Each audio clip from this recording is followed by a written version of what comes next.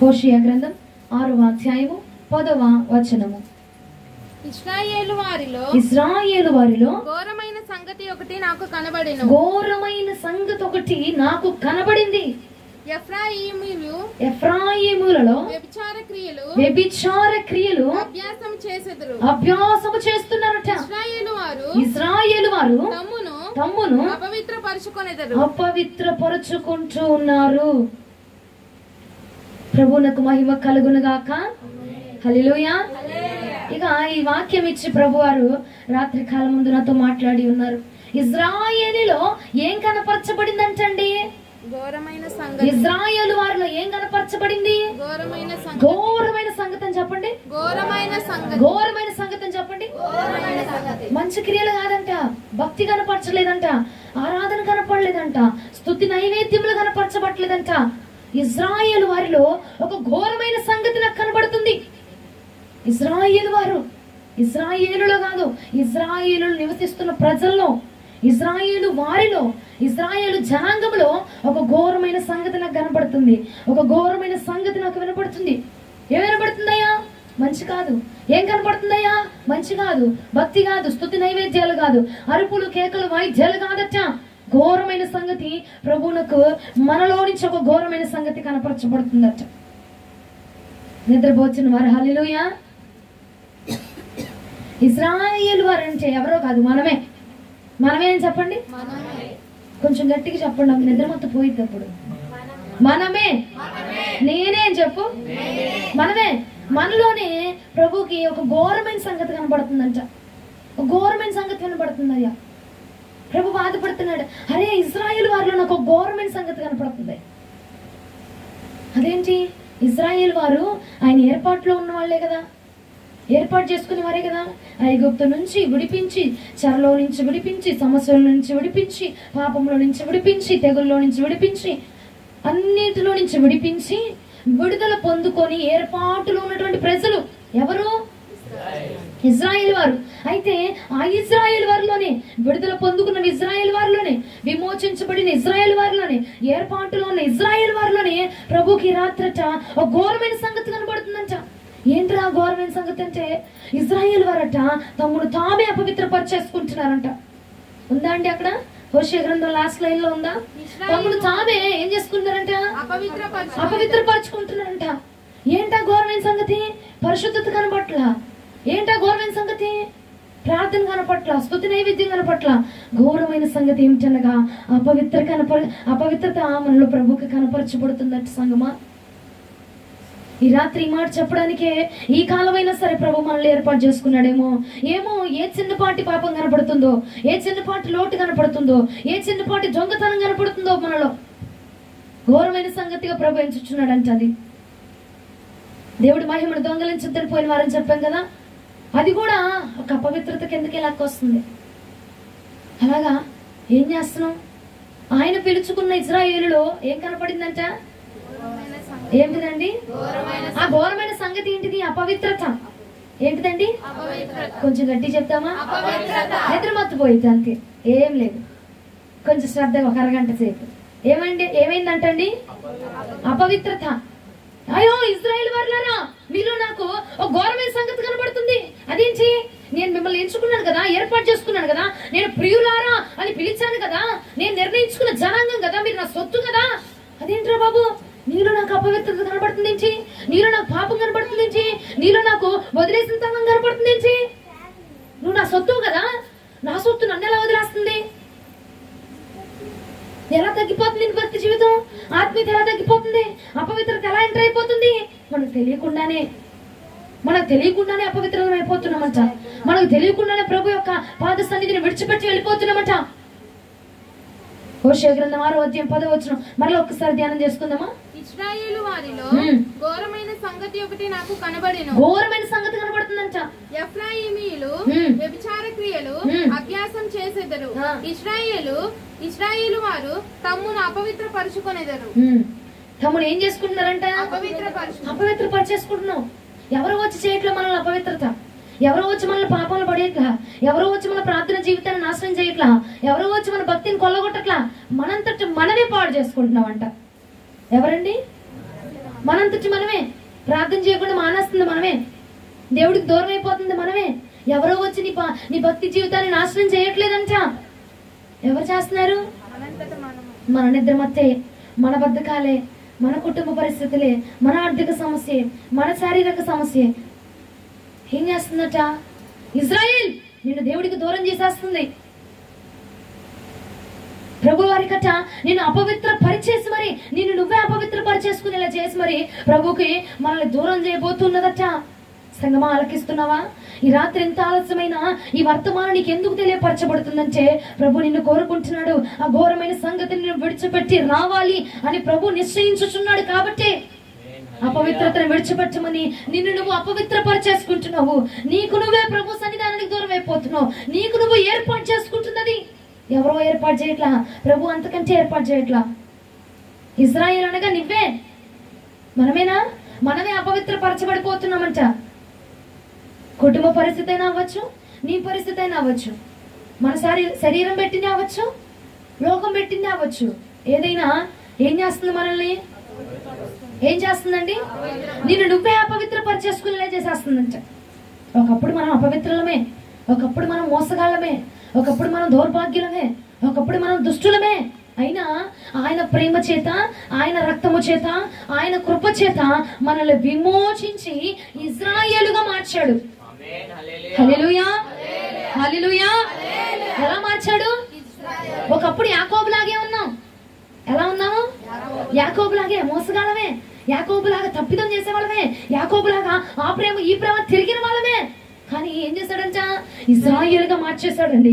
యాకోబు తత్వాన్ని తీసేస్తాడు, యాకోబు విధానాన్ని తీసేస్తాడు, యాకోబు రుచులను తీసేస్తాడు, యాకోబు మాట తీరుని తీసేస్తాడు. ఇజ్రాయేలుగా నిన్ను ఏర్పాటు చేసుకున్నాడు నా ప్రభు. ఇజ్రాయేలు, నువ్వు నా సేవకుడు అన్నావు కదా. ఇజ్రాయేల్ అంటే ఎవరో కాదు, నా బిడ్డ. ఇజ్రాయేల్ అంటే ఎవరో కాదు, నువ్వు నా బిడ్డవి, నువ్వు నా సేవకుడివి, నువ్వు నా యొక్క బిడ్డవి అని చెప్పాడు కదా. ఇప్పుడు ఆ బిడ్డలో ఏం కనబడుతుందంట? ఏం కనబడుతుంది? ఆయన బిడ్డలో అపవిత్రత ఏంటండి? ఆయన బిడ్డలో అపవిత్రత ఏంటి? ఆయన బిడ్డలో పాపం ఏంటి? పాపం అంటే ఏంలే. బైబిల్ గ్రంథంలో ఒక మాట ఉండిద్ది, నేను ప్రార్థన చేయుట మానుట వలన పాపం చేసిన వాడిని. పాపం అంటే ఏదో గొప్ప గొప్ప అనుకోవద్దు. ప్రభు సన్నిధానానికి దూరం అయిపోవడమే పాపం, ప్రార్థన చేయకపోవడమే పాపం, ఆజ్ఞను అతిక్రమించడమే చిన్న చిన్న తప్పులే అనుకుంటామండి. ప్రార్థన చేయడం మానేస్తున్నావా? అవునా కదా? ఇజ్రాయేల్, ప్రార్థన చేయడం మానివేసి నిన్ను నువ్వు అపవిత్రపరచుకుంటున్నావు. ఎవరో నిన్ను పాపంలోకి పడేయట్లా, ఎవరో నిన్ను నరకంలోకి రాగట్లా, నీకు నువ్వే నరకంలోకి వెళ్ళిపోతున్నావు, నీకు నువ్వే పాపంలోకి వెళ్ళిపోతున్నావు. ఏం చేసండి? ప్రార్థన మానేసని చెప్పండి. ఇంకొంచెం గట్టి చెప్పండి. ప్రార్థన మానేసి ప్రభుకు దూరం అయిపోయి, ప్రభు సన్నిధికి దూరం అయిపోయి ఏం చేస్తున్నాం? మనంతటి మనమే అపవిత్రులం అయిపోతున్నాం. మనంతటి మనమే అపవిత్రతను కొని తెచ్చుకుంటున్నాం. అయ్యో, నీలో అపవిత్రత ఏంటి? ఈ సంగతి నేను ఎప్పుడు చూడలేదు కదా, ఈ దృష్టి నీలో ఎప్పుడు చూడలేదు కదా, ఈ స్వభావం నేను ఎప్పుడు చూడలేదు కదా, ఈ ఘోరమైన సంగతి నీలో నాకు కనపడుతుంది ఏంటి?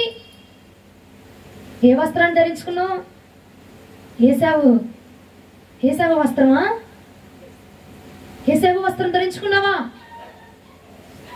సంగమా, నిన్ను నువ్వే మోసం చేసుకుంటున్నావు. నేను ప్రార్థన చేసుకుంటున్నాను, నేను భక్తిలో ఉన్నాను, నేను ఆత్మీయతలో ఉన్నాను, ఒక వారానికి ఏమైందిలే, ఒక పూటకి ఏమైందిలే, ఒక్కసారికి ఏమైందిలే అనుకుంటున్నావు. కానీ నీ నుంచి ఇప్పుడు ఇష్టమైన వాళ్ళు ఒక్క మాట నీకు చెప్పకుండా పక్కనోడికి చెప్తే బాధ కలిగిద్దా కలగదా? చిన్న మాట ఏమి లేదు, నాకు దాహంగా ఉంది అన్నాడు అంతే. పక్కనకి వెళ్ళి చెప్తే నువ్వు ఓర్చుకుంటావా? చిన్న మాటేగా, ఓర్చుకుంటున్నావా? ఓర్చుకోలేమండి. ప్రభుకు కూడా నువ్వు అంత ఇష్టడు, అంత ప్రియుడవు, నువ్వు అంత ప్రియమైన వారం. మనము ఒక్క వారమేగా అనుకుంటాం. ఆ ఒక్క వారము నువ్వు ప్రభుతో ఏం మాట్లాడుతున్నావో, ఆ ఒక్క వారము ప్రభు నీతో ఏం మాట్లాడాలనుకుంటున్నాడో, ఆ బంధం ఏమైపోతుందండి? ఒక్క వారమే తెగిపోతుంది, ఒక్కసారి తెగిపోతుంది. మనస్పర్ధలు ఒక్కసారి వచ్చినా చాలు కదా, అవునా కాదా? మనిషి దూరం అవ్వాలంటే ఒక నోటి మాట చాలు, ఒక సందర్భం చాలు, చెంప మీద పట్టి కొట్టవసరం, నిన్ను చూసే చూపు చాలు, మాట్లాడే మాట చాలు కదండి. ఇజ్రాయెల్లో ప్రభు అట్ట ఘోరమైన సంగతిని చూస్తున్నాడు. ఒకసారి అనుకుంటున్నావు ప్రార్థన మానేసింది, ఒకసారి అనుకుంటున్నావు దేవుడి సన్నిధి దూరం అయిపోయింది. అయ్యా ఏం చేశానయ్యా, ఒకసారి చేస్తే అపవిత్రత వచ్చేద్దా నాకు? ఒక్కసారి నీకేం మాట్లాడాలనుకున్నాడు? ఒక్కసారి నీకేం ఇవ్వాలనుకున్నాడు? అపవిత్రతను కొని తెచ్చుకున్నాం. యాకోబులా ఉన్న మనల్ని విమోచించి ఇజ్రాయేలుగా మార్చాడు ప్రభు. కానీ ఇప్పుడు ఆ ఇజ్రాయేల్లోనే ఏం కనబడుతుందంట? ఏం కనబడుతుంది? ఎవరిచ్చారు అపవిత్రత? నాకు నేనే తెచ్చుకున్నా కదా. మనకు మనమే తెచ్చుకుంటున్నాం అపవిత్రతని. ఎవరూ నీకు తెచ్చిపెట్టట్లా. నీ ఆలోచనే నీకు అపవిత్రతను తెచ్చిపెడుతుంది. నీ ఆలోచన నిన్ను ప్రభువుకు దూరం చేసేస్తుంది. నీ మాట తీరే ప్రభువుకు నిన్ను దూరం చేసేస్తుంది. నీ సంగమా ఆలోచించి రాత్రి పరుగులు పెట్టుకొని ఈ వాక్యాన్ని మోసుకొని వచ్చింది ఆశావాసిగా కాదు. ప్రభువుకు దూరం అయిపోతున్నావు అన్న సందేశాన్ని, ఈ పిలుపుని నీకు అందించడానికి పరుగులు పెట్టుకొని వచ్చా నేను. ఇశ్రాయేలు, నువ్వు నా సేవకుడు అన్నాడు, నువ్వు నా సొత్తు అన్నాడు. మరి సొత్తులో ఏం కనపడుతుందట? దోషమా, అపవిత్రత, పాపమా, వ్యభిచారమా కనపడేది? ఏం కనపడుతుంది నీలో ప్రభుకి? ఏం వినబడుతుంది నిన్నొచ్చి ప్రభు దగ్గర? ఏం వినబడుతుంది? అహంకారమా, కోపమా? ఏం కనపడుతుందండి? ప్రభు నీలో ఏం చూడగలుగుతున్నారు? ప్రభుకి ఏం చూపించగలుగుతున్నావు నువ్వు? ఒక్కసారి అనుకుంటున్నావు. ఒక్కసారి చేసినది తప్పే. ఒక్కసారి చేసిన తప్పే అది. ప్రార్థన మానేసా ఒక్కసారిగా. ఒకసారి మానేస్తే నాకు నరకం వచ్చేద్దా? ఒకసారి నువ్వు పాపం చేసావు. పాపము ప్రాయశ్చితం ఉందా? దానికి ఉందా? ఏం చేసుకుంటావు ప్రాయశ్చితంకి? ఒప్పుకుంటున్నావు కనీసం? అయ్యా, నేను తప్పు చేశాను, నీ మందిరానికి రాలా, తప్పు చేశాను, ప్రార్థన చేయాలా, తప్పు చేశాను, నీ సన్నిధిని వదులు పెట్టాను, తప్పు చేశాను, నీతో మాట్లాడలేదు ప్రభా, తప్పు చేశాను, నీ పరిచయం వదిలేశాను ప్రభా, తప్పు చేశాను, నువ్వు ఇచ్చిన దాన్ని వదిలిపెట్టాను ప్రభా, తప్పు చేశాను, నువ్వు వద్దు అన్న దాని వైపు తిరిగాను అని ఒప్పుకుంటున్నావా? పశ్చాత్తాపడుతున్నామా? యాకోబు కాదు, నువ్వు ఇశ్రాయేలువి. గుర్తుపెట్టుకో, లోకస్తుడివి కాదు, నువ్వు నా బిడ్డవి, నువ్వు నా సేవకుడివి. యాకోబులా వెన్ను తిరగబాక, యాకోబులా మోసగించబాక, యాకోబులాగా వెన్ను చూపబాక. ఇశ్రాయేలు వలె ముందుకు కొనసాగించబడు. ఇశ్రాయేలులో నేను దోషం చూడటానికి వీల్లేదు. ఇశ్రాయేల్లో పాపం చూడటానికి వీల్లేదు. ఎందుకంటే నేను ఏర్పాటు చేసుకున్నటువంటి వ్యక్తివి కాబట్టి నా ఏర్పాటులో ఉన్నవాడు పాపంలో పడిపోవడానికి వీల్లేదు. నేను ఏర్పాటు చేసుకున్న వ్యక్తి పాపంలో రుచి చూడటానికి వీల్లేదు. నేను ఏర్పాటు చేసి నా రక్తము పెట్టి స్వయముగా నేను కొన్నటువంటి నీవు నన్ను విడిచిపెట్టి వెళ్ళడానికి వీల్లే. తిరుగుతావా? తిరుగు, ఎంతైనా తిరుగు, ఎన్ని చోట్లకైనా వెళ్ళరా, కానీ ఎర్రగొట్టి పెట్టైనా నా దగ్గర తీసుకొస్తాను. హల్లెలూయా. అంతే కదండి. విడిచిపెడతారా? విడిచిపెట్టడు నా ప్రభు. నువ్వెన్ని తిరిగినా, ఎంత తిరిగినా, ఎక్కడికి వెళ్ళిపోయినా ఆయన విడిచిపెట్టలేడు. విడిచిపెట్టడు కూడా నా ప్రభు. హల్లెలూయా, హల్లెలూయా. ఏమండి? అసలు ఇజ్రాయేల్ అంటే ఎవరు? ఇజ్రాయేల్ అంటే ఎవరు? మనమే అన్నావు, బాగుంది. కానీ వాక్యం ఏం చెప్తుంది చూడు. ఆదికాండం 32వ అధ్యాయం 27, 28 వచనాలు ధ్యానం చేసుకుందాం. ఆదికాండము 32వ అధ్యాయము 27, 28 వచనాలు. ఆయన నీ పేరేంటయ్యా అని అడుగుతున్నాడంట. అతడు యాకోబు అని చెప్పాను.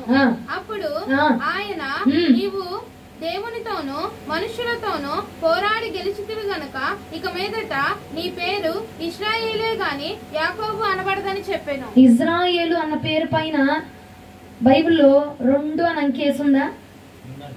దాని కింద ఏం అర్థం ఇచ్చాడు ఫుట్ నోట్ లో? దేవునితో పోరాడువాడు. ఇజ్రాయేల్ అంటే ఎవరు? ఎవరు? ఎవరండి? కొంచెం గట్టి చెప్పరాదు? దేవుడితో పోరాటం చేసేవాడివి నువ్వు. ఇజ్రాయేలు మామూలుగా పిలవరా. నువ్వట మనుషులతో కాదు, నువ్వట దురాత్మ శక్తులతో కాదు, నువ్వట ప్రపంచంలోని జనాభాతో కాదు, నువ్వట నీ విరోధులతో కాదు పోరాటం చేసేది. నా జరేడని యేసుక్రీస్తు ప్రభుల వారితో తండ్రితో పోరాటం చేసి గెలుపులు పొందుకునేవాడవట నువ్వు. హల్లెలూయా, హల్లెలూయా. ఇజ్రాయేల్ అంటే పోరాడి గెలిచేవాడని అర్థం. మనుషులతో పోరాటం చేయటం నువ్వు దేవుడి దగ్గర పోరాటం చేసి గెలుతున్నావంట. నువ్వేదన్నా ప్రార్థన చేసావంటే అది నువ్వు పొందుకునేదాకా విడిచిపెట్టవు నువ్వు కదా. ప్రార్థనలో కూర్చుంటే పొందుకునే దమ్ముందా? ఉంది, నీకు ఉంది. దేవుణ్ణి అడిగావా? అది పొందుకునేదాకా విడిచిపెట్టవు నువ్వు, అవునా కదా? ఉంది. ఇజ్రాయేల్ అంటే పోరాడేవాడు.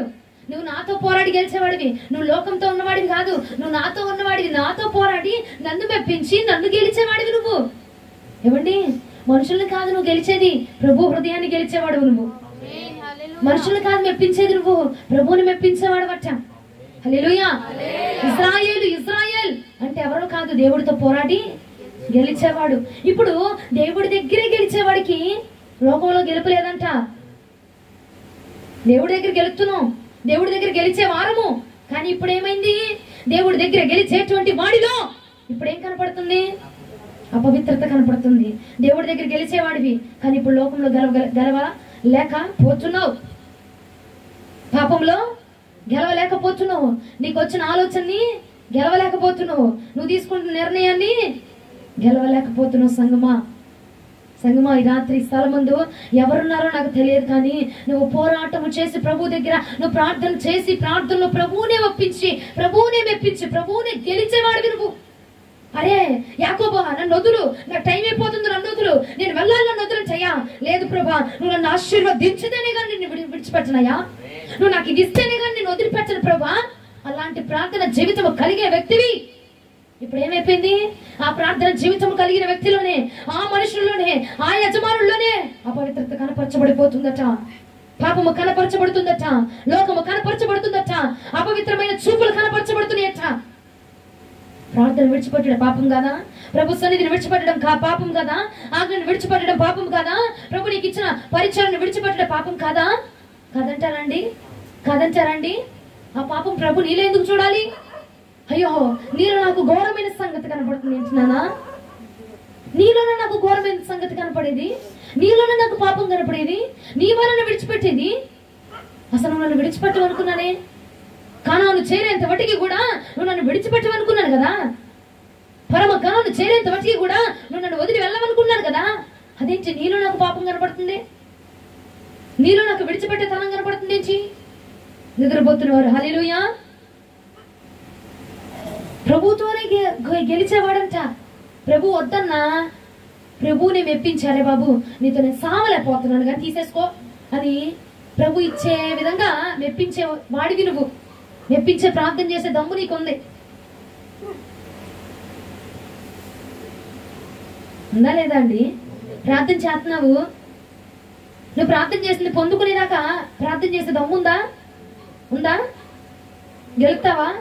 ప్రభు హృదయాన్ని గెలుస్తావా? నీకు ఇది కావాలంటున్నావు, ప్రభు వద్దంటున్నాడు, అయినా మెప్పించే దమ్ము నీకుంది, అయినా మెప్పించే ప్రార్థన జీవితం నీకుంది, అయినా అడిగే కృప నీకుంది.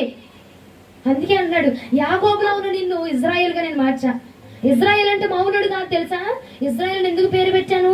నువ్వు నాతోనే పోరాటం చేసి గెలిచావు కాబట్టి, నన్నే మెప్పించేసావు కాబట్టి, నన్నే గెలిచేసావు. నేనే గెలిచేవాడిని, నా దగ్గరికి వచ్చి నువ్వే గెలుస్తున్నావు. ఇప్పుడు అలాంటి ప్రార్థన జీవితం కలిగిన వ్యక్తిలో ఇప్పుడు ఏం కనపడుతుందంట అండి? అలాంటి ఇజ్రాయేల్ ఇప్పుడు ఏం కనపడుతుంది? పాపమా. అలాంటి ఇజ్రాయేల్ ఇప్పుడు దోషం కనపడుతుందంట, అలాంటి ఇజ్రాయేల్ ఇప్పుడు వ్యభిచారం కనపడుతుందంట. నువ్వెవరివండి? ఎవరు నువ్వు? ప్రార్థనలో కూర్చున్నావంటే పొందుకునేదాకా విడిచిపెట్టను. అలాంటి ప్రార్థన జీవితం కలిగిన వ్యక్తివి, అలాంటి ప్రార్థన జీవితం ఉన్న వ్యక్తివి. ఏం చేస్తున్నావు? కానీ ఏం చేస్తున్నావు అండి? పాపంలో పడిపోతున్నావు, లోకంలో పడిపోతున్నావు, ప్రభు సన్నిధికి దూరం అయిపోతున్నావు, ప్రభు మార్గాన్ని విడిచిపెడుతున్నావు. అసలు నీకు తెలుసా, నీ యొక్క స్థానం ఇది కాదు, నీ స్థానం ఇది కాదు, నీ విలువ ఇది కాదు. ఇజ్రాయేల్, నీ స్థానాన్ని మార్చుకొని తిరుగుతున్నావు నువ్వు. ఏ వస్త్రాన్ని కప్పుకొని, ఏసావు వస్త్రాన్ని కప్పుకొని వెళ్ళిపోయాడంట. ఎవరి దగ్గరికి వెళ్ళాడు? నువ్వు కూడా ఏ వస్త్రాన్ని కప్పుకొని తిరుగుతున్నావు? ఏ లోకమైన వస్త్రాన్ని కప్పుకొని తిరుగుతున్నావు? ఏ మంచితనమైన వస్త్రాన్ని కప్పుకొని తిరుగుతున్నావు? ఏ బాగుందన్న వస్త్రాన్ని కప్పుకొని తిరుగుతున్నావు?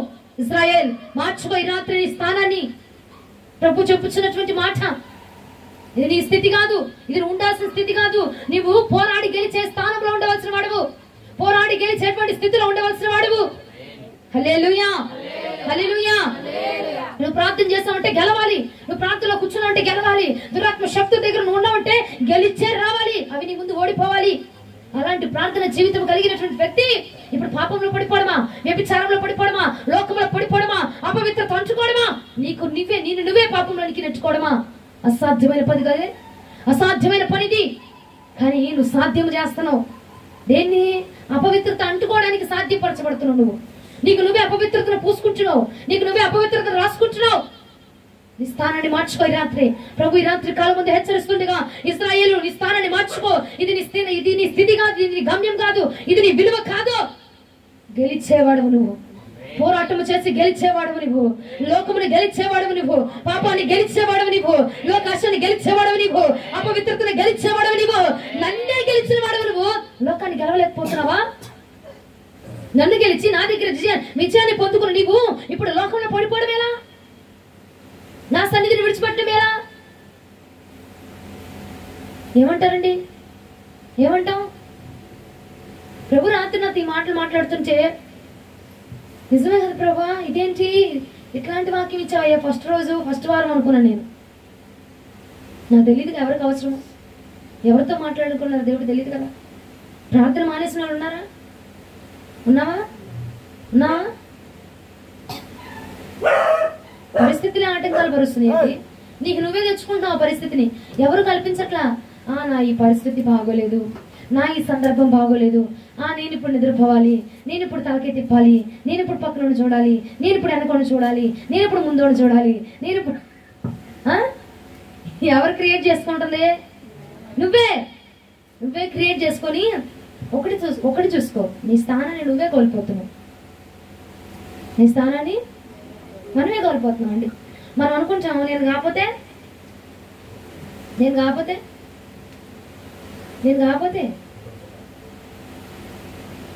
చెప్పండి అండి. నేను కాకపోతే రాయినైనా వాడుకుంటాడు, నేను కాకపోతే రబ్బరైనా వాడుకుంటాడు, నేను రాకపోతే కరపులనైనా వాడుకుంటాడు. అనుకుంటాం అనుకోవా? కానీ నీ స్థానంలో ఇంకొకరిని భర్తీ చేయడం ప్రభుకి ఇష్టం లేదు. అందుకే ఈ రాత్రి నీకు పిలిపిస్తున్నాడు. కుమారుడు పిలిచాడట, కుమారుడిని పిలిచినట్టుగా నిన్ను కూడా ఈ రాత్రి కాలం ముందు నా ప్రభు పిలుస్తున్నాడు. ఇశ్రాయేలు, ఇది నీ స్థానం కాదు. నీ స్థానంలో ఇంకొకరిని భర్తీ చేయడం నాకు ఇష్టంలా. నీ స్థానంలో ఇంకొకరు రాకముడిపే అసలు రావాల్సిన అవసరం కూడా లేదు. ఇంకొకటి రావాల్సిన అన్నప్పుడు నిన్నెందుకు నేను ఏర్పాటు చేసుకునేది? యాకోబు లాగా నిన్ను ఇంకొకడే రావాలనుకున్నప్పుడు ఇంకొకరిని నేను ఏర్పాటు చేసుకుంటా కదా. ఇంకొకటి అవసరం లేదు నాకు. నిన్నే నేను సూటిగా ఏర్పాటు చేసుకుని పేరు పెట్టి పిలిచి మరి నీ అపవిత్రతంతను కడిగి, నీ గాయములన్నీ తుడిచి, నీకంతా మర్దన చేసి, నీ గాయములంతా కట్టి, నీ గాయాన్నంతా కట్టి, నీకంతా నీ పుండునంతా మార్పించి నేను కట్టింది ఎందుకు? నీవు నా కొరకు వాడబడాలని కదా, నీవు నన్ను ప్రచురం చేయాలని కదా, నీవు నన్ను చూపించాలని కదా. ఓయ్, ఇశ్రాయేల్ అంటే పోరాడి గెలిచేవాడు, ఇశ్రాయేల్ అంటే మామూలుడు కాదు, వీడు పోరాటం చేసి గెలిచేవాడు, దేవుడినే గెలిపించేవాడు, దేవుడి పక్షంగా గెలిచేవాడు అని చూపించాలని కదా నేను నిన్ను ఏర్పాటు చేసుకుంది. నేను కాకపోతే ఇంకొకడు, నేను కాకపోతే ఇంకొకటి, నేను కాకపోతే ఇంకొక ఆమా, నేను కాకపోతే ఈ అల్లమ్మ కాకపోతే అప్పులమ్మ అనుకుంటున్నావు. కానీ ప్రభు నీ స్థానంలో ఇంకొకరిని భర్తీ చేయడము ప్రభు నాకు ఇష్టం లేదు. ఈ రాత్రి ప్రభు నాకు ఇష్టం లేదు. ఇష్టమైతే మధ్యలో నిన్ను వదిలేసుకోవడం ఎందుకు? ఇంకొకరిని ఎంచుకుంటాడు కదా, అవునా కాదండి? దేవుడు ఎవరినో పిలుచుకోవాలనుకుంటా ఆండే పిలుచుకుంటాడు, నువ్వెందుకు మధ్యలో ఎల్లయో పొల్లయో? అంతే కదా, అవసరం ఉన్నోడిని ఎంచుకుంటాడు. పిలుచుకున్న పిలుపును వదిలిపెట్టబాక, పిలుచుకున్న పిలుపుని విడిచిపెట్టబాక. సంగమా, ఇశ్రాయేలుగా నిన్ను మార్చాడు ప్రభు. మార్చలేదండి? మార్చినోడికి కృతజ్ఞత చూపిస్తున్నామా? రక్తం పోసి మరి నీ గాయాలు కట్టాడంట, ఆయన రక్తం ఇచ్చి మరి మనల్ని విమోచింపజేశాడంట కదండి. ఆ రక్తానికి తగిన విలువ చూపిస్తున్నామా? నువ్వే కాకపోతే ఇంకొకటి అన్నప్పుడు ఇంకొకరిని తెచ్చుకుంటాడు కదా. పోరాటం చేయి. నన్ను గెలిచినోడివి నీ ఆలోచన గెలవడము అంత పనేం కాదు. ప్రభువునే గెలిచినోడివి నువ్వు, ప్రభువునే గెలిచిన దానివి నువ్వు. అట్లాంటి దానికి నీ ఆలోచన గెలవడం చిన్న పనేం కాదు నాకు తెలిసి కదా. హల్లెలూయా, ప్రభువునకు మహిమ కలుగును గాక. హల్లెలూయా, హల్లెలూయా, హల్లెలూయా. ఏమండి, ఈ మాట ఎందుకు చెప్తున్నానంటే ప్రభు నాతో ఒకటి అన్నాడు. ఎవరినో ఏర్పాటు చేసుకోవాలి అంటే నిన్నెందుకు నేను పిలుచుకుంటా? నా రక్తం నీ కోసం ఎందుకు కారుస్తా? నీ గాయాలు నేను ఎందుకు కడతా? డైరెక్ట్గా ఆడి దగ్గరికి వెళ్ళొచ్చు కదా. ఇదేదో ట్రైన్ ఉండేది చూసావా, ఆ ఊరికి వెళ్ళాలంటే మధ్యలో ఈ ట్రైన్ దిగి ఇంకో ట్రైన్ ఎక్కాలంట. డైరెక్ట్ గా ఉన్నప్పుడు, డైరెక్ట్ మార్గమే ఉన్నప్పుడు ఇక్కడ డబుల్ మార్గం ఎందుకు? 2 మార్గాలు ఎందుకు? 2 వ్యక్తులు ఎందుకు? నీవు నా సేవకుడవు. ఎవరివి? నీకు ఉంది దమ్ము. నువ్వు ప్రార్థన చేస్తే ప్రభువుని గెలిచే దమ్ము ఉంది. ప్రార్థన చేస్తే ప్రభువుని గెలిపించే, ప్రభువుని దించేటువంటి అభిషేకం ఉంది. నువ్వు ప్రార్థన చేయి, దిగొస్తాడు దేవుడు. అలాంటి అభిషేకం ఉంది. అలాంటి ప్రార్థన చేయగలవు. కానీ ఇప్పుడు చేయట్లే, కానీ ఇప్పుడు చూపించట్లా, కానీ ఇప్పుడు అది నీలో కనపరచబడట్లా. కానీ నా తండ్రి నీ కోసం ఎదురు చూస్తున్నాడట. మరలా ఇజ్రాయేలు కోసం నా ప్రభు ఎదురు చూస్తున్నాడట. హల్లెలూయా, హల్లెలూయా. ఎవరి కోసం ఎదురు చూస్తున్నాడు? ఎవరి కోసం? అండి? ఇజ్రాయేలు కొరకు ప్రభు ఎదురు చూస్తున్నాడట. మరలా నువ్వు వస్తావా? మరలా నువ్వు ఎంత తొందరగా వచ్చేస్తే అంత తొందరగా నీకు కిరీటం పెట్టేద్దామని, ఎంత త్వరగా వచ్చేస్తే అంత త్వరగా ప్రశస్తమైన వస్త్రాలు వేసేద్దామని, ఎంత త్వరగా వచ్చేస్తే అంత త్వరగా నీ కోసం విందుని ఏర్పాటు చేయడానికి ప్రభు అట ఆర్భాటముగా ఎదురు చూస్తున్నాడట. నేను చెప్పుచున్న మాట కదా ఇది. లూకా శుభవార్త 15వ అధ్యాయము 11 నుండి 24 వచనాలు ఒకసారి ధ్యానం చేసుకుందాం. లూకా శుభవార్త 15వ అధ్యాయము 11 నుండి 24 వచనాలు. మరియు ఆయన ఒక మనుష్యునికి 2 కొడుకులు ఉన్నారంట. నన్ను చూడు. ఒక మనుషుడికి ఎంతమంది ఉన్నారంట? 2 కొడుకులు ఉన్నారంట. చదువు. వారిలో చిన్నవాడు తండ్రి ఆస్తిలో నాకు వచ్చి భాగం ఇమ్మని తన తండ్రిని అడుగ్గా అతడు వానికి తన ఆస్తిని పంచిపెట్టెను. చాలా. ఏం చేశాడు? ఒక ఆయనకి 2 కొడుకులు ఉన్నారంట. ఎంతమంది? 2 కొడుకులు. 2 కొడుకుల్లో చిన్న కొడుకు వచ్చాడు అడిగాడంట, అయ్యా నా ఆస్తిలో నా సగభాగం నాకు ఇచ్చేసే, నా వాటా నాకు ఇచ్చావునుకో, నా కూలిపోను నాలుపోను నేను ఏదోటి చేసుకొని దాన్ని ఏదోటి చేసుకుంటున్నా, అది నాకు ఇచ్చేయి. ఇక్కడ ఉన్నందుకో నువ్వు ఎవరి కొడుకు పనిచేస్తావు, ఉన్నది ఖాతా ఊడ్చుకొని వెళ్ళిపోయింది, నువ్వు నాది నాకు ఇచ్చే అంటున్నాడంట.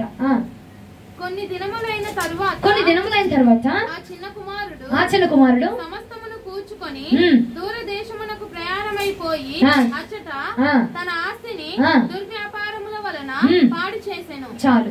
ఏం చేశాడంట? తండ్రి మరి కొడుకు అడిగాడు కాబట్టి ఇవ్వకుండా ఉంటాడా? కష్టమో నష్టమో కన్నీరో సంతోషం ఏదో ఒకటి ఏం చేశాడంట? ఇచ్చాడు. కొడుకు ఇచ్చి నీ వాటను తీసుకొని వెళ్ళయ్యా అని ఇచ్చాడంట. ఇచ్చేస్తే ఈ బిడ్డ ఏం చేశాడంట? తీసుకొని వెళ్ళిపోయి ఆ వ్యాపారం ఈ వ్యాపారం, అది అజ్జేద్దాం ఇచ్చేద్దాం, దానిలో వచ్చేద్ది దీనిలో వచ్చేద్ది, అందులో లాభం ఇందులో లాభం, ఇచ్చేస్తే మనకు మేలు అని మనం కూడా తలతెక్కలేసాలు వేస్తూ ఉంటాం. చూసావా? దేవుడు చెప్పింది కాదనుకొని తలతెక్కలేసాలు వేస్తూ ఉంటాం కొన్నిసార్లు. అలాగన తలతెక్కలేసాలు వేసి వాడు కూడా బాగా వ్యాపారం చేస్తే ఇంకా కలిసి వచ్చేస్తుంది, ఇది చేసామనుకో ఇంకా బాగా వచ్చేస్తుంది, పొందకు అది వచ్చేది. తలతెక్కలేసాలు వేసాడు వాడు కూడా. వేసి ఏం చేశాడు? దూరదేశాలకు వెళ్ళిపోయాడంట. అమ్మో పక్కనుంటే మా నాన్న ఏమన్నా లాగేసుకుంటాడు, పరిగెత్తాడంట. పరిగెత్తి వ్యాపారం చేసి ఏం చేశాడు? పాడు చేసేసాడు. ఉన్న రూపాయితో సహా మొత్తం అంతా పోయిందంట. చేతిలో చిల్లిగా కూడా లేదు, మొత్తం పోయిందంట. అదంతయు ఖర్చు చేసిన తరువాత ఆ దేశమందు గొప్ప కరువు రాగా వాడు ఇబ్బంది పడసాగి వెళ్ళి ఆ దేశస్తుల్లో ఒకని చెంత చేరెను. అతడు పందులను మేపుటకు తన పొలములోనికి వాణిని పంపెను. ఏమైందండి? కొడుకు అదే ఆస్తి తీసుకెళ్ళిన కొడుకు, ఆస్తి ఇచ్చిన కొడుకు, ఆడి దగ్గర బోల్డ్ అంటాడు, డబ్బు ఉంది, తండ్రి దగ్గర ఉన్న మిగిలేదేమో, తండ్రిని వదిలిపెట్టేసుకొని తండ్రిని వదిలి మరీ పరిగెత్తాడంట. దూర దేశాలకు వెళ్తే నేను బాగుపడతా, దూరంకి వెళ్తే బాగుపడిపోతా, డబ్బు తీసుకుని వెళ్ళిపోతే నేను బాగుపడిపోతానని చెప్పి ఉన్నది పోయా ఉంచుకున్నది పోయా. ఇప్పుడు ఏసు రక్తం చేయం. ఏమైందంట? నవ్వుతారు ఏంటండి బాబా? నిద్రపోతుంది లేదు. ఉన్నది పోయిందంటే ఉంచుకుంది పోయిందంట. ఏం చేశాడు? వెళ్ళిపోయి దూరం ఉంటే బాగుపడతానమ్మా, కోట్లు ఆస్తి వచ్చేస్తుంది, సంపాదించేస్తాను, బాగా మేళగట్ట మీరు ఇద్దరు కట్టేస్తాను. పరిగెత్తాడు. ఆఖరికి రూపాయి కూడా లేదండి చేతిలో. ఇక ఆ ఊర్లోనే ఒక దగ్గరికి వెళ్తే ఆ ఒకడేం చేస్తాడంటే పందులు వ్యాపారం చేసి పందుల్ని పెంచుతా ఉండేవాడంట. అయితే ఈ చిన్న కొడుకు వెళ్ళి ఆడి దగ్గరికి వెళ్ళగానే ఏముంటుంది? పందులు వ్యాపారం చేసేవాడి దగ్గర ఏముంటది? పందు పొట్టే ఉంటది. ఏం చేశాడు? పందులు పొట్టి తిన్నాడు. అరే రాజు బిడ్డ, అరే ఎంత గొప్ప ఆహారం తినవలసినవాడు, ఎంత దర్జాగా ఉండాల్సినవాడు, ఆడి కింద పనివారు ఉండాలి, ఆడికి పనివారు అందించేవారు పోషించేవారు, ఆడిని కాలేస్తే అక్కడ తీసి సరి చేసేవాడు ఉండేవాడు. అట్టంటోడు ఇప్పుడు ఏమయ్యాడంట? పందుల పొట్టు తిన్నాడంట. పందుల పొట్టు తినే స్థాయికి వచ్చాడంట. వాడు పందుల తిను పొట్టుతో తన కడుపు నింపుకున్న ఆశపడిను గాని ఎవడునూ వానికేమీ ఇయ్యలేదు. తినడానికైనా చూస్తున్నాడు. పోనయ్యా నా కడుపు ఆకలి చేస్తుంది, ఏమీ లేదు, చూడడానికి పందుల పొట్టు ఉంది, ఇదైనా తిందామంటే అది కూడా ఇవ్వడానికి ఎవరు లేదంట. ఆస్తి పరుడు, అంతస్తులు బిల్డింగులు అంత రాజ్యాలు ఉన్నాడు, తినడానికి ఆఖరికి పందుల పొట్టు తినడానికి కూడా అవకాశం లేదంట. అయితే బుద్ధి వచ్చినప్పుడు వాడు నా తండ్రి యొద్ద ఎంతో మంది కూలివాండ్రకు అన్నం సమృద్ధిగా ఉన్నది, నేనైతే ఇక్కడ ఆకలికి చచ్చిపోవుచున్నాను. నేను లేచి నా తండ్రి యొద్దకు వెళ్లి, తండ్రి, నేను పరలోకమునకు విరోధముగా నీ ఎదుటను పాపం చేసి తిని ఇక మీదట నీ కుమారుడనని అనిపించుకొనుటకు యోగ్యుడను కాను. నన్ను నీ కూలివారిలో ఒకనిగా పెట్టుకొనమని అతనితో చెప్పుదని అనుకొని లేచి తండ్రి యొద్దకు వచ్చెను. వాడి ఇంకా దూరముగా ఉన్నప్పుడు తండ్రి వాడిని చూచి కనికరపడి పరిగెత్తుకొని వాడి మెడ మీద ముద్దు పెట్టుకొని అప్పుడు ఆ కుమారుడు అతనితో, తండ్రి, నేను పరలోకమునకు విరోధముగాను నీ ఎదుటను పాపం చేసి తిని ఇక మీదట నీ కుమారుడని అనిపించుకొనుటకు యోగ్యుడను కానయ్యా. అయితే తండ్రి తన దాసులను చూచి ప్రశస్త వస్త్రాలను తీసుకురండి, త్వరగా తీసుకురండి, వీనికి కట్టండి, వీని చేతికి ఉంగరము పెట్టి వాడి చేతికి ఉంగరాన్ని పెట్టండి, పాదములకు చెప్పులను తొడిగించు. ఏమంటున్నాడు? పరిగెత్తుకుని వచ్చాడంట. పందుల పొట్టు తినడానికి కూడా చూసాడంట. అవకాశం దొరకలా, తినడానికి కూడా లేదంట. అప్పుడు అనుకున్నాడంట, అయ్యో నా తండ్రి దగ్గర కూలి పని చేసే వాళ్ళకి సంపూర్ణంగా సమృద్ధిగా ఆహారం దొరుకుతుంది కదా, అలాంటిది నాకు ఆహారం దొరకదా? ఒక్కసారి నా తండ్రి దగ్గరికి వెళ్ళి చూద్దాము, నా తండ్రి నాకు ఆహారం పెడతాడేమో చూద్దాము, నన్ను చేర్చుకుంటాడేమో చూద్దాము, కొన్ని కొడుక్క కాకపోయినా కూలి పని చేసేవాడిగా నన్ను చేర్చుకుంటాడేమో, కొంత కాకపోతే కొంత అయినా ఆహారం పెడతాడేమో, నా కడుపు నింపుకోవడానికైనా పనివాడిగానే వెళ్దాంలే అని చెప్పేసి బయలుదేరి వెళ్ళిపోయి, నాన్న నన్ను క్షమించు నాన్న, పరలోక రాజ్యానికి విరోధంగా నేను పాపం చేశాను నాన్న, నువ్వు చెప్పింది నేను వినకుండా నీ దగ్గర నుంచి ఎడమైపోయాను, నీ దగ్గర నుంచి దూరం అయిపోయాను, దూర దేశాలకు వెళ్ళిపోయాను, నేను కాదనుకుని వెళ్ళిపోయాను నాన్న, ఒకసారి మరలా నన్ను చేర్చుకుంటావు అనగానే ఎప్పుడైతే కుమారుడు రాక చూశాడో దూరం నుంచి చూడగానే వెళ్ళిపోయేట పరిగెత్తుకుని కొడుకు దగ్గరికి వెళ్ళిపోయి కొడుకుని కౌగిలించుకొని వాడిని ముద్దాడట. అంటున్నాడు దాసులను పిలిచి, ఇదిగో నా కొడుకు వచ్చాడు, ఇక నేను ఆర్భాటముగా ఉండాలి, నా కొడుకు వచ్చాడు, తీసుకురండి, ప్రశస్త వస్త్రాలను తీసుకురండి, ఉంగరాన్ని తీసుకురండి, రాజ కిరీటాన్ని తీసుకురండి, మొక్కుటమైన వజ్రాన్ని తీసుకురండి, నా కొడుకు కోసం నేను విందు ఏర్పాటు చేస్తున్నా. నా కొడుకు తప్పిపోయిన నా కొడుకు తిరిగి మరలా నా దగ్గరికి వచ్చాడు, తప్పిపోయిన నా బిడ్డ మరలా నా దగ్గరికి వచ్చాడు. ఈ రోజు ఒక పండుగ, ఈ రోజు ఒక ఆర్భాటము, ఈ రోజు ఒక సంతోషము, నేను నా తండ్రి నా కుమారుడు నా దగ్గరికి వచ్చేసాడని చెప్పట. తప్పిపోయిన కుమారుడి కోసం తండ్రి వేగుల పొడి మరి ఎదురు చూసాడటండి. హల్లెలూయా, హల్లెలూయా, హల్లెలూయా. సంగమా, నేను కూడా ప్రభుకు దూరం అయిపోతుంటే, భక్తికి దూరం అయిపోయి ఇంకొకసారి మారదాం, ఇంకొకసారి చేసుకుందాం, ఇంకొకసారి చేద్దాంలే అని చెప్పి నీవు కూడా ఆత్మీయతకు దూరం అయిపోతున్నావేమో, భక్తికి దూరం అయిపోతున్నావేమో, ఏమైందిలే సంపాదించుకుందాం, ఏమైందిలే చేద్దాము, ఏమైందిలే వెళ్దాము, ఏమైందిలే నిలబడదాం అనుకుంటున్నావు. కానీ నా ప్రభు నీ కోసం ఎదురు చూస్తున్నాడు అన్నమాట. ఈ రాత్రి నేను చెప్పడానికి స్థలం అందుకు వచ్చాను. నేను ఈ రాత్రి నేను చెప్పుచున్నది ఒకటే, నా ప్రభు తప్పిపోయిన కుమారుడు కొరకు తండ్రి ఎదురు చూసినట్టుగా నీ కోసం నా తండ్రి ఎదురు చూస్తా ఉన్నాడు. ఎప్పుడైతే నువ్వు వస్తావా అని పరిగెత్తుకు నీ దగ్గరకు వచ్చి కౌగిలించుకొని ముద్దాడదామని నా ప్రియుడు నీ కొరకు ఎదురు చూస్తున్నాడు, నీ కొరకు ఎదురు చూస్తున్నాడు నా తండ్రి. తప్పిపోయిన కొడుకు రాగానే పరిగెత్తుకుంటూ వెళ్ళిపోయాడంట. కొడుకు కంటే ముందుగా తండ్రి వెళ్ళిపోయాడంట. తండ్రి వెళ్ళిపోయి కౌగిలించుకొని ముద్దాడాడంట. ఎందుకంటే నువ్వంటే ప్రాణం ఆయనకి, నువ్వంటే ప్రాణం ఆయనకి. ప్రాణం కాబట్టి ప్రాణం ఇచ్చి మరి ఏర్పాటు చేసుకున్నాడు నిన్ను, ప్రాణం పెట్టి మరి నిన్ను ఏర్పాటు చేసుకున్నాడు ఆయన. హల్లెలూయా, హల్లెలూయా, హల్లెలూయా. చిన్న కుమారుడు వల్లే మనము కూడా దేవుడి మాటను ధిక్కరించి, దేవుడి ఆజ్ఞను ధిక్కరించి, ప్రార్థన త్రోసివేసి, దేవుడి సన్నిధానం త్రోసివేసి వెళ్ళిపోతున్నామేమో. ఇంకొకసారి చూద్దాము, ఈ న్యూ ఇయర్ చూద్దాము, ఈ డిసెంబర్ కు చూద్దాము, ఆ క్రిస్మస్ కు చూద్దాము, ఈ ఈస్టర్ చూద్దాము. పరిగెడుతున్నావు. ఒక్కసారి నా తండ్రి ఎదురు చూస్తున్నాడు అన్న మాట గుర్తుంచుకో. నీకోసం ఇజ్రాయేలు, నీకోసమే నా తండ్రి ఎదురు చూస్తున్నాడు. ఎప్పుడు వస్తావా? ఎప్పుడు నేను కౌగిలించుకుందామా? ఎప్పుడు నిన్ను ముద్దాడదామా? ఎప్పుడు నీకోసం విందుని ఏర్పాటు చేద్దామా?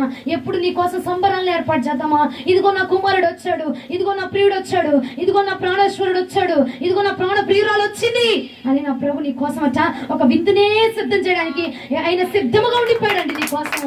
ఎప్పుడు వస్తావో కౌగిలించుకుందామా? ఎప్పుడు వస్తావో ముద్దు పెట్టుకుందామా? ఎప్పుడు వస్తావో చేర్చుకుందామా? ఎప్పుడు వస్తావో మరలా నీ అగ్రరాజ్యాన్ని, మరలా నీ స్థానాన్ని నీకు ఇచ్చేద్దామా? మరలా నా హృదయాన్ని చోటు నీకు ఇచ్చేద్దామా? మరలా నువ్వు ఎప్పుడు వస్తావా?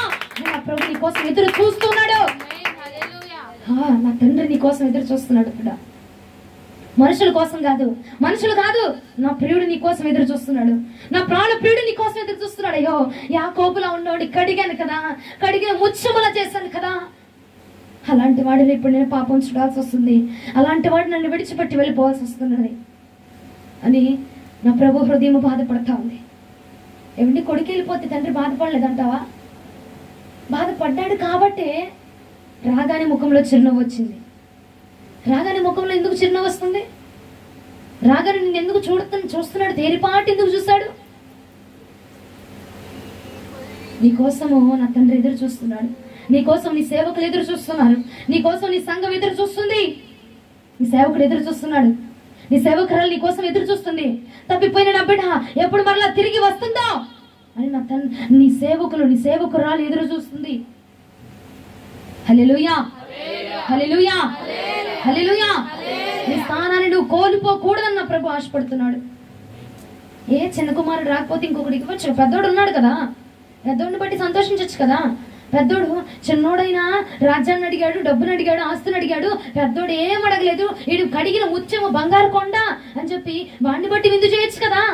కానీ వద్దుట, ఎవడో కాదు, నిన్నే ఏర్పాటు చేసుకుంది నా ప్రభు. నిన్నే ఏర్పాటు చేసుకున్నాడు కాబట్టి నీ కోసమే ఎదురు చూస్తున్నాడు ఆయన. ఎవరో వచ్చి చేయాల్సిన అవసరంలా, నీ కోసమే ఎదురు చూస్తున్నాడు. నువ్వే రావాలని ఎదురు చూస్తున్నాడు కదా. హల్లెలూయా, హల్లెలూయా. నీ కంబ్యాక్ కోసం ఎదురు చూస్తున్నాడు ఆయన. ఎప్పుడు వస్తావా? ఎప్పుడు వస్తావా? నీకోసం విందు చేయాలి. ఎప్పుడు వస్తావా? నీకోసం ఆర్భాటం చేయాలా? ఎప్పుడు వస్తావా? నిన్ను నా దూతలకు చూపించాలని చెప్పి నా యేసయ్య నీకోసం ఎదురు చూస్తున్నాడట. మనుషుల కోసం కాదు, మనుషుల కోసం కాదు, నీకోసం నా ప్రభు ఎదురు చూస్తున్నాడు. మన పరిస్థితులు వెనక లాగచ్చు, మన ఆలోచన వెనక లాగచ్చు, మన శరీరం వెనక లాగచ్చు. ఒకటి గుర్తుంచుకో, నీకోసం ప్రాణం పెట్టిన ఒక వ్యక్తి ఉన్నాడు. నీకోసం ప్రాణం పెట్టిన వాడు ఉన్నాడు. నీకోసం ప్రాణాన్ని, రక్తాన్ని కార్చిన వాడు ఉన్నాడు. ఆయన మనుషులు నీకోసం ప్రాణం పెట్టలేదు కదా. ఆఫ్టర్ ఆల్ మనుషుల కోసమా? ఆఫ్టర్ ఆల్ మనుషుల కోసమా?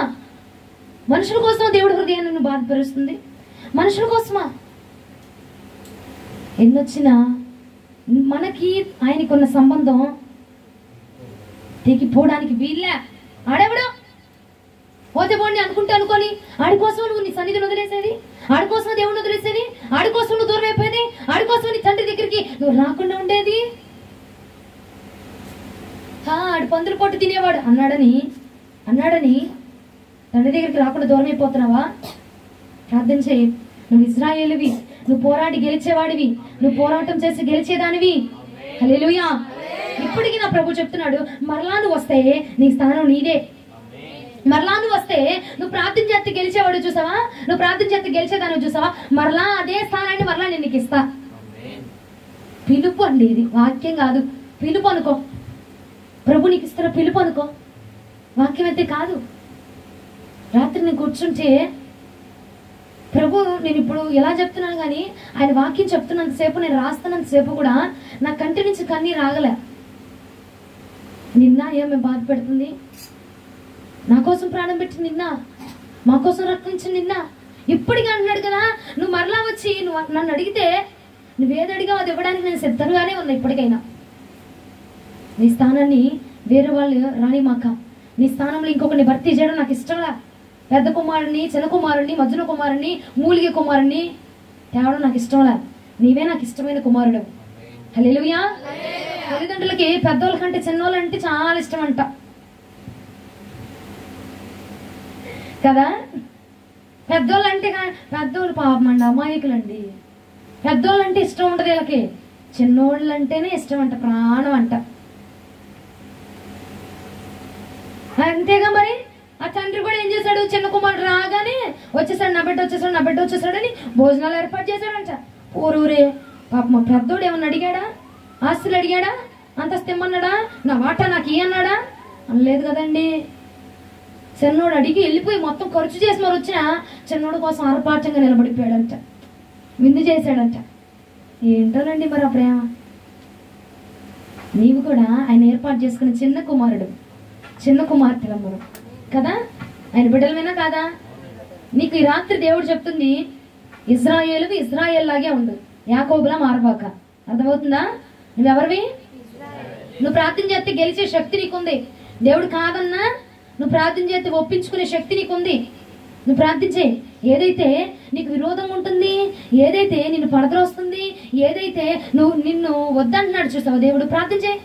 ఒప్పుకునేదాకా ప్రార్థించే, ఒప్పేసుకుంటాడు ఆయన, ఒప్పుకుంటాడు. నీ ప్రార్థనలో ఆ శక్తి ఉంది, నీ ప్రార్థనకు ఆ శక్తి ఉంది. హల్లెలూయా. ఈ ప్రాంతములో యెహోషువలు లెగుచుదురుగాక, ఈ ప్రాంతంలో కాలేబులు లెగుచుదురుగాక, ఈ ప్రాంతంలో కొంతమంది ఆశాలు లెగవాలి. ప్రభు హృదయాన్ని మెప్పించే వాళ్ళు లెగాలి, ప్రార్థన పరులు లెగవాలి, ఇజ్రాయేలు లెగవాలి. ఇజ్రాయేల్ అంటే మనుషులు గెలిచేవాడు కాదు, ప్రభువుని గెలిచేవాడంట. అయ్యా నన్ను వదిలేరా బాబు, టైం అయిపోతుంది, నేను వెళ్ళిపోవాలి, తెల్లవారిపోతుంది అంటే ఆశీర్వాదం ఎత్తవేవ్వా, ఆశీర్వాదం ఎత్తావేవ్వా, నా బిడ్డకి స్వస్థత ఎత్తావేవ్వా అని పట్టుకొని ప్రభు ఇచ్చేదాకా విడిచిపెట్టనోడు ఇజ్రాయేల్ అంటే. హల్లెలూయా, హల్లెలూయా. నువ్వెవరివి? పట్టుకుంటే విడిచిపెట్టబాక. పట్టుకున్నావు కదా, విడిచిపెట్టబాక. ప్రార్థన చేయి. ఏ సమస్య ఉందో ప్రార్థన చేయి, విజయం వచ్చేదాకా ప్రార్థన చేయి. నా ప్రభు నీకు విజయాన్ని ఇవ్వడానికి సిద్ధముగా ఉన్నాడు, ఆయన నిన్ను ప్రేమిస్తున్నాడు, ఆయన మరలా నీ కోసం ఎదురు చూస్తున్నాడు అన్న మాట ఈ రాత్రి నేను చెప్పడానికే వచ్చాయి. ఏమీ లే, అయిపోయింది వాక్యం, ఏమీ లేదు. నీకోసం ఎదురు చూస్తున్నాడు, నేను పిలుస్తున్నాడు, నీ రాకకై ప్రభు ఎదురు చూస్తూ ఉన్నాడు. అంతేనండి. డైరెక్ట్ వర్తమానమా, ఇండైరెక్ట్ వర్తమానమా, నీకు అర్థమయ్యే వర్తమానం, అర్థం కాని వర్తమానం నాకైతే తెలియదు. కానీ నేను కూర్చుంటే రాత్రి నా ఫ్యూజులు ఎగిరిపోయింది. నిజంగా ఎదురు చూస్తున్నాడంట ఆయన. మనుషులైనా మన కోసం ఎదురు చూస్తారంటావా? చెప్పు. చూడరు. మనుషులు మనం ఎంత ప్రేమించిన వాళ్ళైనా అంత మోసమే, ఎవ్వరు ఎదురు చూడరు మన కోసం. కానీ నీకోసం ప్రాణం పెట్టి నేను పిలుచుకొని ఏర్పాటు చేసుకొని తప్పిపోయినా, పాపం కనబడుతున్నా, ఘోరం కనబడుతున్నా, నీ వల్ల బాధపడుతున్నా, మళ్ళీ అంటున్నాడు రావచ్చు కదా, ఒకసారి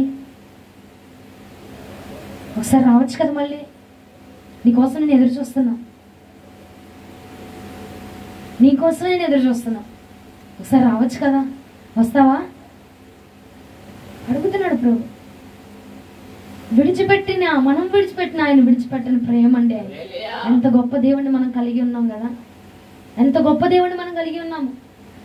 దేవుడికి మహిమ కలుగును గాక. హల్లెలూయా, హల్లెలూయా. ప్రభువుకి మహిమ కలుగును గాక. ఏం చేస్తున్నాడు ఆయన ఈ రాత్రి? ఏం చేస్తున్నాడు? ఎదురు చూస్తున్నాడు. వెనకాల చూడట్లే, ఎదురే చూస్తున్నాడు. గుమ్మ బయటే ఉండి వస్తాడేమో, వచ్చిద్దేమో అని ఎదురు చూస్తున్నాడంట. అది నీ విలువ, అది నువ్వంటే, అది దేవుడు నీకు ఇచ్చిన స్థానం. మనుషుల కోసం పోగొట్టుకోబాక.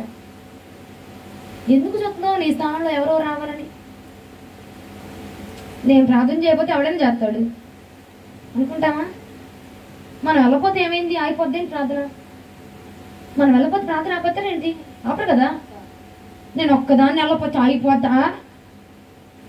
నీకోసమే ఎదురు చూస్తున్నాడు ప్రభువు. హల్లెలూయా. నా కోసం నా ప్రభు ఎదురు చూస్తున్నాడు అని చెప్పండి.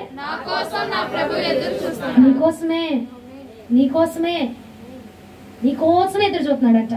నువ్వు ప్రార్థన చేయడం ఆలస్యమైందనుకో, ఏం నా బిడ్డ రోజు 7:15 కల్లా వచ్చేది ప్రార్థన చేయడానికి, వాళ్ళు రాలేదేంటి? ఎదురు చూస్తున్నాడంట. ఏం నా కుమారుడు అసలు మాండ కదా, ఇదేంటి మాన్నాడు? ఎదురు చూస్తున్నాడంట. ఒక చక్కటి మాట ఉంటుంది, నాకు భలే ఆశ్చర్యం వేసింది. ప్రార్థన అంతా ముగించబడిపోయిందంట, కానుకలు వేస్తున్నారంట. కానుకలు వేస్తుంటే యేసు ప్రభు వారు వచ్చి కానుకలు పెట్టి దగ్గరే ఉన్నాడంట.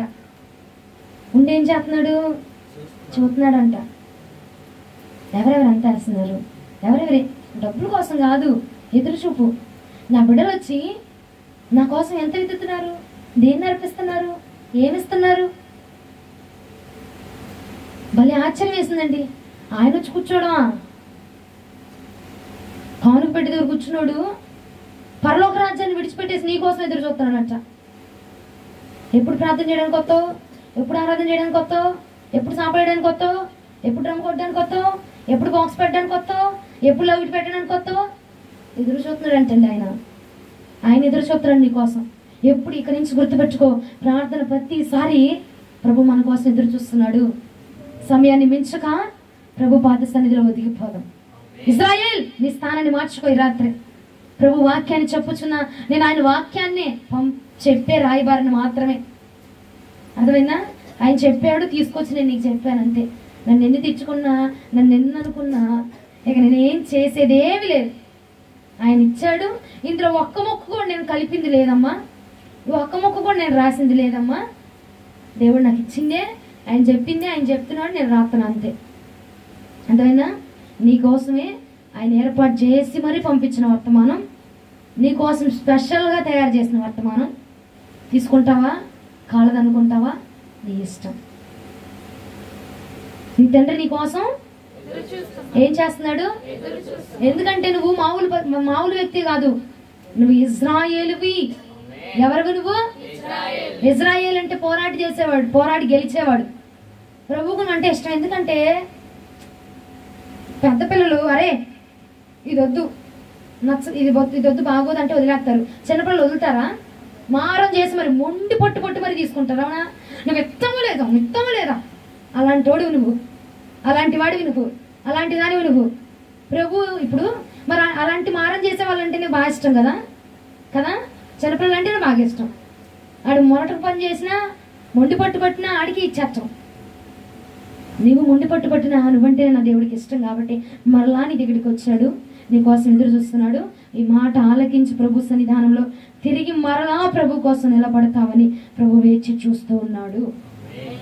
ఈ వాక్యం ప్రభు మన వెనికిడిలో దీవించి ఆశీర్వదించి 30, 60, 100గా ఫలింపజేయునుగాక.